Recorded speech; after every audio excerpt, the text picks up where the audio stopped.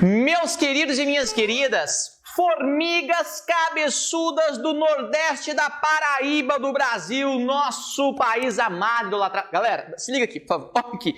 Não preocupa com o tamanho do meu braço. Quer ser mais positivo? Perca um elétron. Por que eu estou falando sobre isso? É porque o papai vai comentar com vocês um pouquinho sobre as famosas propriedades periódicas. Fernando Brazão tá ficando rindo ali. Guarda isso, engole o sorriso, rapaz. Esquisito. Pessoal, é o seguinte. Antes de eu comentar um pouquinho sobre as propriedades periódicas, pensa comigo.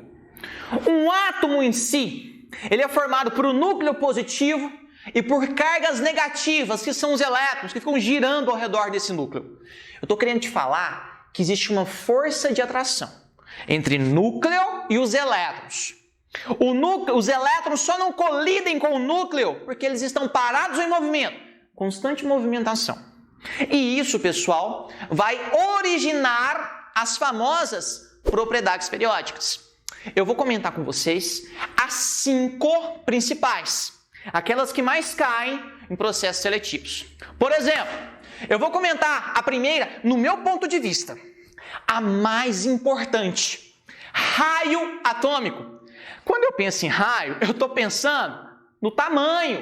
Eu estou pensando em uma circunferência. Lógico, sem fazer a analogia ao nosso Fernando Brazão. Você vai conhecer. Ele tem uma cabeça deste tamanho. O diâmetro parece o diâmetro da Terra, o negócio é muito grande. Parece uma sucuri velha, cabeçuda. Vamos pensar em raio. O raio atômico é uma medida da distância do núcleo até a camada de valência do átomo em questão. Na tabelinha periódica, como vai funcionar isso? Olha, é só você observar essas setinhas. Ao longo dos períodos, ele vai aumentar de cima para baixo. Eu tenho um elemento no segundo período e um no quarto período. O elemento do quarto período tem um raio maior do que aquele do segundo período, porque tem mais camadas, tem mais níveis de energia, então é maior. Agora, se você tem elementos de um mesmo período, ele vai aumentar, olha, de onde? Da direita para a esquerda. Para elementos de um mesmo período, anota isso. Quanto menor o número atômico, maior é o raio. Você vai ter que analisar esse joguinho de força de atração, núcleo-elétron.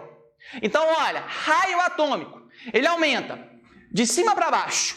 Copiou? De onde? Da direita para a esquerda. É só isso para você comparar. Rapidão, no final, olha a descrição. Tchau! Podemos refletir também sobre raio de íons, raio iônico. Pensa em um cátion. O cátion é o átomo que perdeu o elétron, beleza? Se ele perdeu o elétron, aumentou a força de atração do núcleo sobre os elétrons restantes. Eu posso concluir que, sempre, o raio do elemento X do átomo é maior do que o raio de seu cátion, tudo bem? Temos o raciocínio contrário. Porra, caralho, velho, acorda, Leão! Raio do ânion. O ânion, ele é formado quando um átomo recebe elétron, beleza?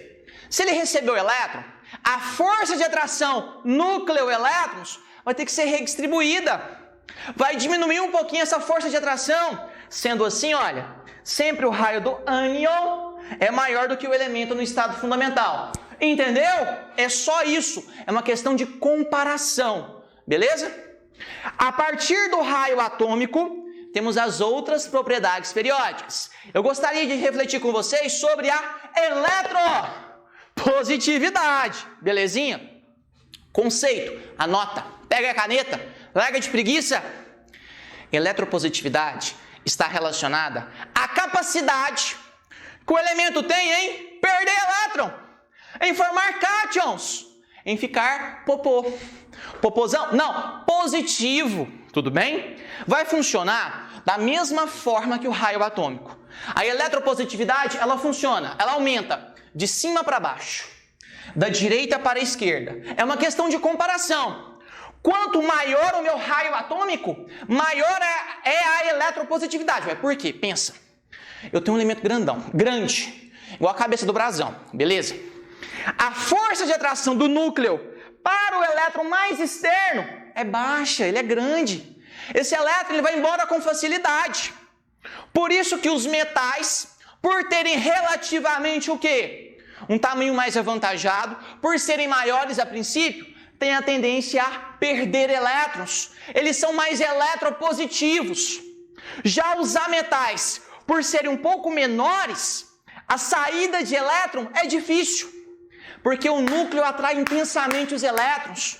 Isso complica o quê? Isso complica a saída desses elétrons, correto? É só isso que você tem que saber. Fechou? Paga pau de novo, vai. Olha aí meu bigode, tá ficando fera. Salvador Dali do Cerrado.